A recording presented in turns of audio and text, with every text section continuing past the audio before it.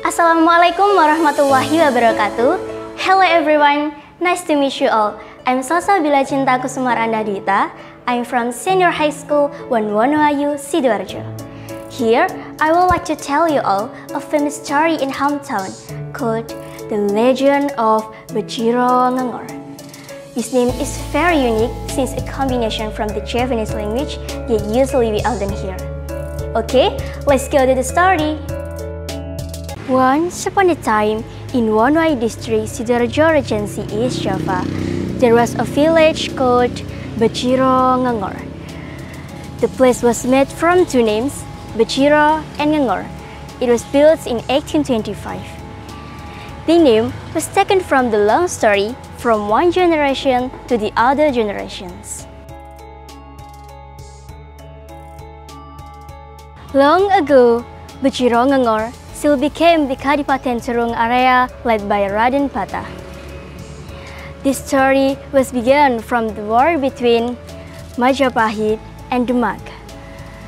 The Majapahit government was led by Prabu Wijaya V and the Demak government was led by Raden Patah. It was said that Raden Patah was won the war and the government center was moved to Demak. Unfortunately, the war was not over. The blood keeps spilling and the power struggle happened everywhere. Moreover, the Netherlands came to Nusantara in 1596, which made the situation was more crowded and super panic. The region over there was changed and changed until it was managed by the invaders. These conditions was also happened to Kadipaten Terung. There were many villagers ran out and went away from Kadipaten Terung. The war continued. The Netherlands and the other kingdom led by Prince Diponegoro got fight. It became a big war that happened in 1825-1838. Thousands of people died, suffer and sorrow. The villagers tearing, screaming and frightening from this condition that they faced.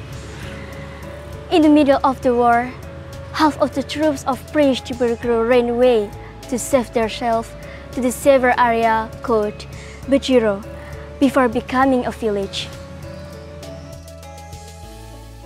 In this village, the troops lived together with the local people and they taught Islamic religion.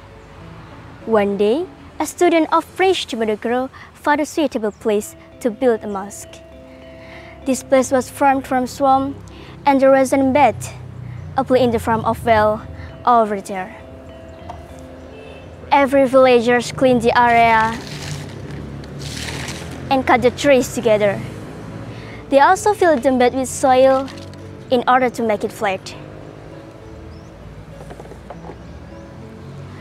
Surprisingly, it was said that bed could not be cooked even though it had been full filled with soil and pills of rice trees.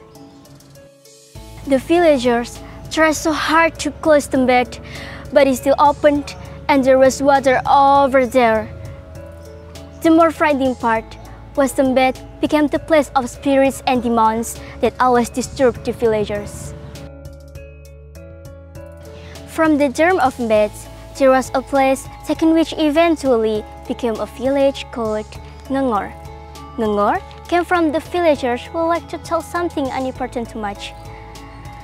In the Javanese language, people called it kakean chongor, meaning talkative in a bad way. In addition, another version explained that there was a word ngenger, which means like to follow something continuously, while Beciro means baik. Finally, Beciro and Ngengor were combined to become the name of a village in Wonoayu district. It had the meaning Beciro Sirongengor, which means that it will be better if you follow the goodness. The message that you can take from the story is, becoming talkative is excellent, but it should be in the content. Don't talk a important thing. Moreover, we are also allowed to follow something, but it will be better if you have our own character. Imitating anyone else is legal when it is doing something good. Therefore, it makes sense that today's curriculum is talking about freedom. Our curriculum now is Curriculum Merdeka, that points out the character building of the students. It is emphasized that the students need to act as like Profil Pelajar Pancasila, which are religious, having an independence, having good collaboration with others, creative, and many more. To sum up, we, as the young generations, must have a good identity to make a change to our nations. Together, we can.